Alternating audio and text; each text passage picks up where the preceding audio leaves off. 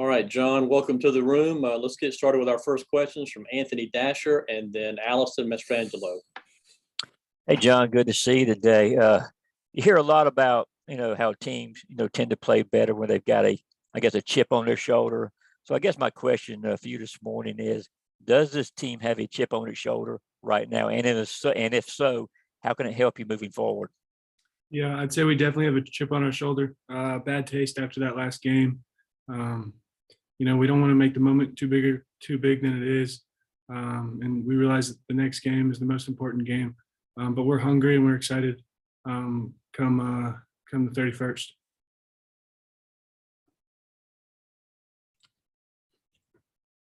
Hey, John, I was more so curious, after your experience of being in the Peach Bowl last year, what can you take from that going into this Orange Bowl game, just with dealing with the atmosphere, nerves, big stage for this game? Yeah, that was definitely a big stage. And I think a bunch of players came out and performed well. And I think during that game, we handled adversity well. And that's going to be a big key to this game. Each team is going to make plays, and it's how you respond to that.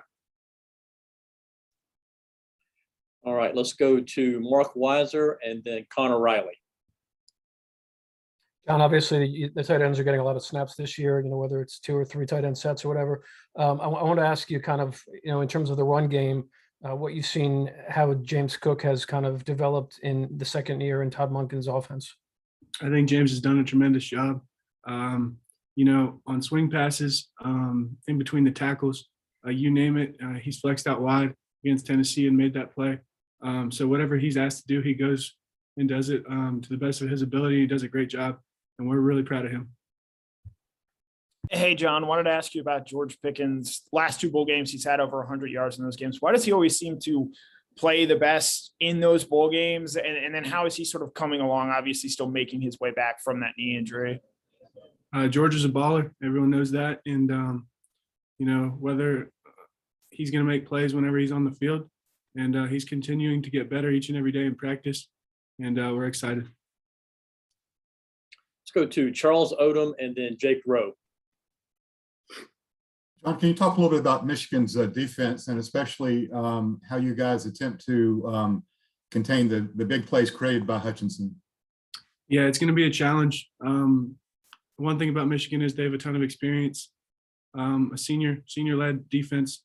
So it's going to be a challenge. They have a big front seven, and just going through SEC games, we played against big front sevens. So I think we're going to be up for the challenge. John, I wanted to ask if you guys started actually working on them specifically yet, and if you have, who's kind of playing that role of Aiden Hutchinson? Yes, we have played against, we have schemed for Michigan, and then Marlon Dean, Chaz Chambliss.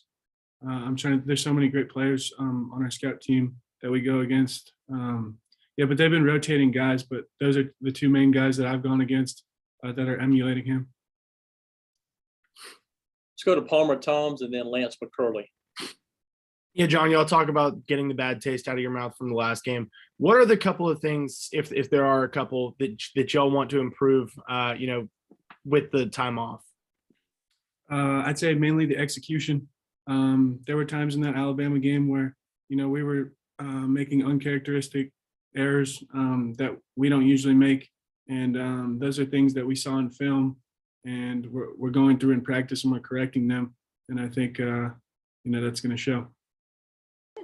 Hey, John, can you elaborate on some of those uncharacteristic errors that you just mentioned? Stuff in the run game, missed spots. So basically the center, say we all go to the left and you should have gone one more spot. And that's not on the center, but that's on the whole O-line, tight ends, quarterbacks. And then from there, just blocking on the perimeter, we always can be better. And then routes. Let's go to Seth Emerson and then Ryan Curley. I'm good, Steve. Okay, Ryan, go ahead, please. Hey, John, what's life like for you guys? There's no school. Most of the students aren't on campus. How different is it preparing for this bowl game? Yeah, it's quiet on campus, like you said. We're at Butts for the majority of the day, whether it's a lift, getting in to watch extra film. A lot of it's on your own, so you come and go. But yeah, practice, lots of walkthroughs.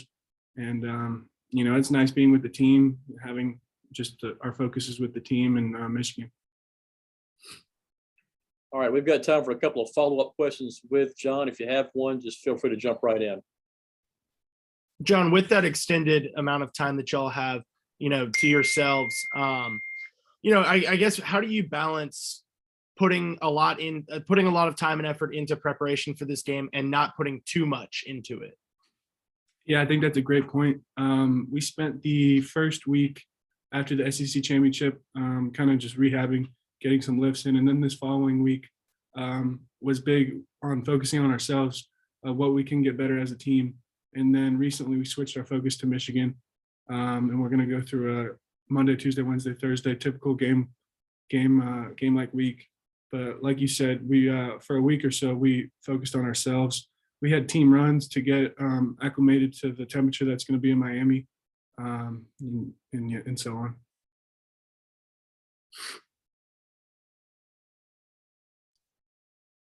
Okay, John, I think that's it for the follow-up questions. Thanks for your time, and we'll talk to you soon. Thank you.